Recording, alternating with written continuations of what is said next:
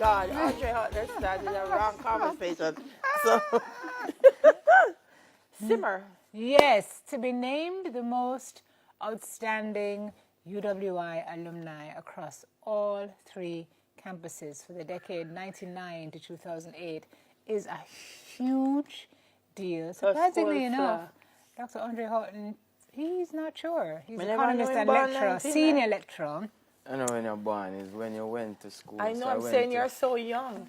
I didn't know you were even born in that.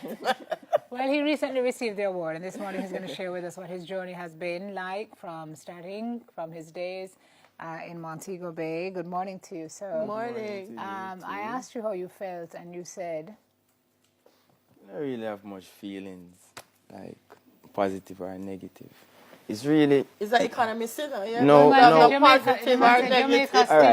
All right. I was selected as the most outstanding UWI student across all three campuses for the time period 1999 to 2008. Because I went to school in UWI 2000 to 2005. I was a very active student. I was very excellent at whatever I did. But more importantly, I received this award for the impact of my research on the Caribbean, Jamaica, and more importantly, the world. In 2007, I was given a distinguished academic fellowship by the International Monetary Fund because of the work I've been doing on interest rates, exchange rates, prices, and so on. And I don't want to look at the research from my own personal point of view. It is looking at the impact the research has been having on global development.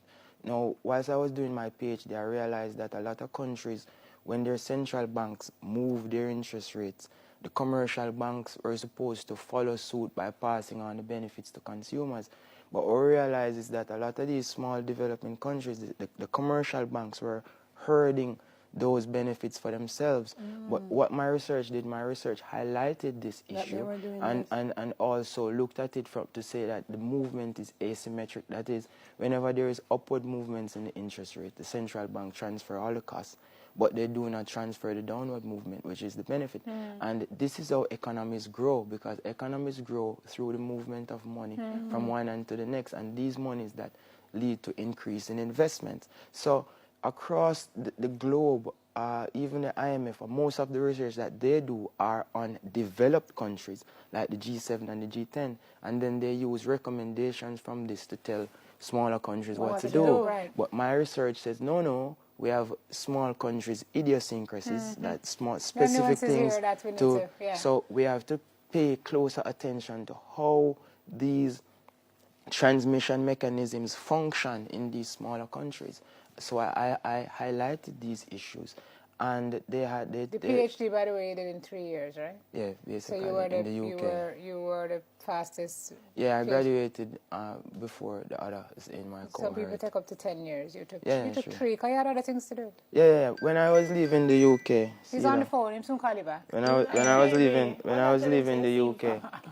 When I was leaving the UK, they didn't want me to leave. They wanted me to stay. As a matter of fact, my examiner, he was from Oxford, and he was very interested in the sort of research that I was doing, and he wanted me to stay. But we were coming out of a global financial crisis. It was 2008 to 2009 going up. And I realized that the Jamaican economy, as a Jamaican, I had a solemn duty to my people to come home to say, okay, this is the scenario, these are the issues that we have to highlight, and then this is how we should move forward. I began writing in the Jamaica Gleaner, and they gave me a column for myself to simplify and explain things that affect us in particular ways. And this was very instrumental in communicating with the masses the things that they need to know. Andre, you reached this, sir. I'm looking at it. Can we see the picture? So you're a little young man out of Mount Salem. Look there. Oh, gosh. Stop it. Yeah, when I see my mother dress me neat to go to school. Oh, gosh. I'm a lunch pan and my particulars. I'm from long time, I mean, the economics of things, man. My particulars, man. So that's in Mount Salem. That's where I'm from. I still have a yard there, and I soon rise it, I couldn't see it. You still have the what? I still live in a yard, and I soon rise it, I couldn't see it. You were saying you still have it's not changed, not changed. So I want to get back to humble beginnings, because I like to, because there are a lot of Jamaican youth who a lot of times feel like where I'm from mean I can't reach there. Yeah. What would have mentally said to Andre, this I can, and this is where I'm heading? You get to realize that both from the infrastructure and the superstructure, we pay less attention to the talent we have, and we pay more attention to importing talent while we're exporting our indigenous talent. Last night I was having a conversation with an elder Rastaman, and he was saying, I don't believe in education. I don't like see the relevance of education. Look at Bob Marley. He's the best. He's the most important Jamaican, and he doesn't have an education. So I said to him, why do you buy German-made cars?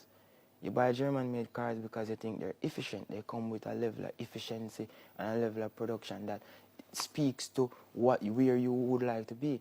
And that is the case. It's because we live in this slavery type economy. We put too much emphasis on just music and sports.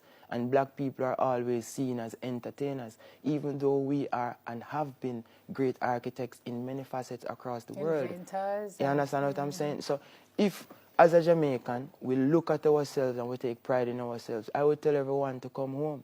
We have to build ourselves. Look at what Donald Trump is doing in the United States. He's asking the Americans to come home. The Russians are asking the Russians to come home. Right now, we can't just be gratified by the salary that we receive. Okay, I move to America, I go live my salary triple. But what is it for the people? How do I contribute to moving a nation of people forward? And it has to come through research. It has to come through interconnect. Remittances are money same way, man. Jamaican people not short of money. Jamaican people short of a know-how of what to do with the money. You understand what I'm saying? So that is where we come in with a global understanding of international finance and how money moves across business and across borders. And I had to study money because of the mere fact that people place too much emphasis on it as a numeraire. You understand what I'm saying? Without placing emphasis on the abilities they have, placing emphasis on how what they do will not only contribute to the development of their communities, but also contribute to the development of their countries and the world in general. You speak of abilities. You easily could have been a baller.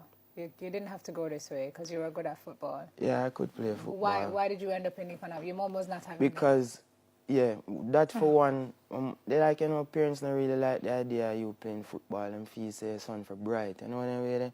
Somebody just take it up on me and say, no, some mother like Bright Pitney. So I'm going to study hard and try to please her still. Because she's the person who I do everything for. You understand what I mean? Because she has been there for me throughout thick times when other people neglect me. Them don't know the value of me. You understand what I mean? So you tell them, say, I want to do academics. Them no business with that. Them want to go look work. You get me? I say, but looking at what is our work, what is our work, how can our work contribute to the development of the nation and development of the region? You have to find yourself in a facet where you were given this ability to understand this part of economics easier than most people. You have to use this. You can't be selfish. So it's not about the money or about me receiving an award. It's about how can I get Jamaica to understand that where we are now as a people is not where we should be, and where we are today is nowhere near where we can be in the future if we apply ourselves positively and sensibly. It's an interesting thing, Andre, because people keep talking about the UWI and the relevance of the UWI and you up there, son, what you do. Yeah. And I often say such great research comes out of the UWI, but we don't often move the research information into practice. Is that a challenge for us? Yeah, that has been a challenge, and that is one thing that my colleagues have commended me for, because breaking down complex economic theories and economic occurrences into simple layman terms, such as what I do with the briefing, is not very easy to do.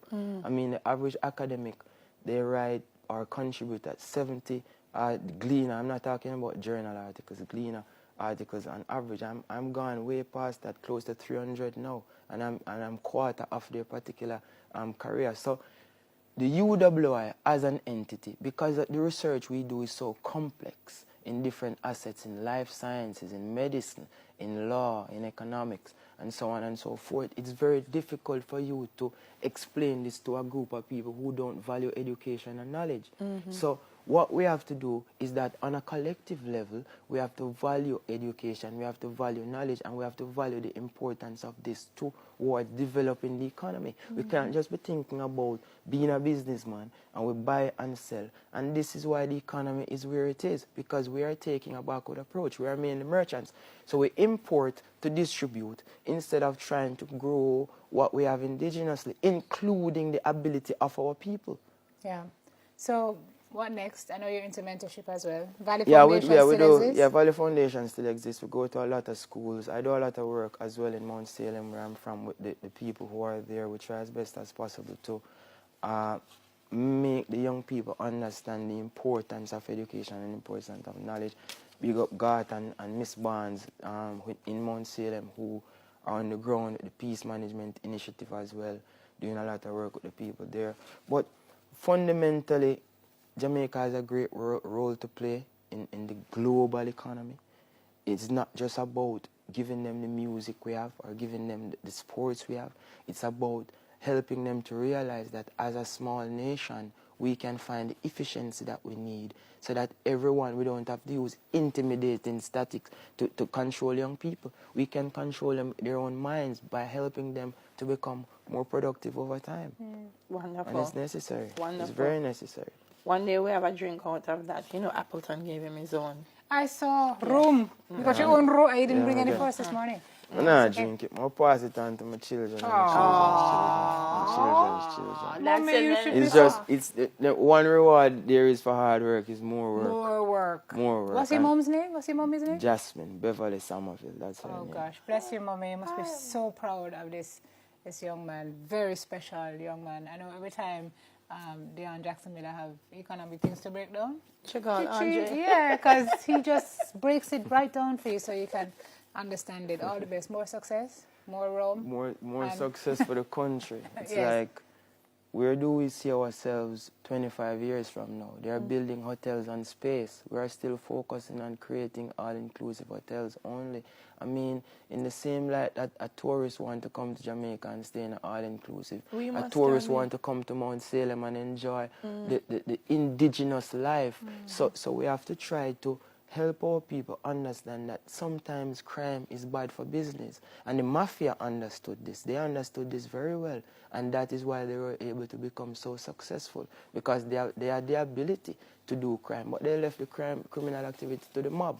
And them, as the mafia, deal with the business. And that's how Jamaica should look at itself. Let us focus on the business. So even if we're not violent, everybody know we're bad. The whole world try to emulate in a badness too. But at the same time, badness not really pay. You understand what I mean? Because we can earn more on a collective level if we understand how the economy functions. Right, sir. We have to go. We need to talk some more. We'll bring Yeah, you back. definitely. when It's we have always some a more pleasure time. coming here to talk to you guys. Yes, sir. Economist and lecturer, doctor, please call him Andre Houghton. I want them, Andre, one of them man we're going to talk about. In a girl talk. I don't know. Stick around, viewers, and we hear about it. Right now, you say we're winning right now. Me forget a trophy to what me living right now. Cause I'm winning right now, yeah. And I'm chilling right now.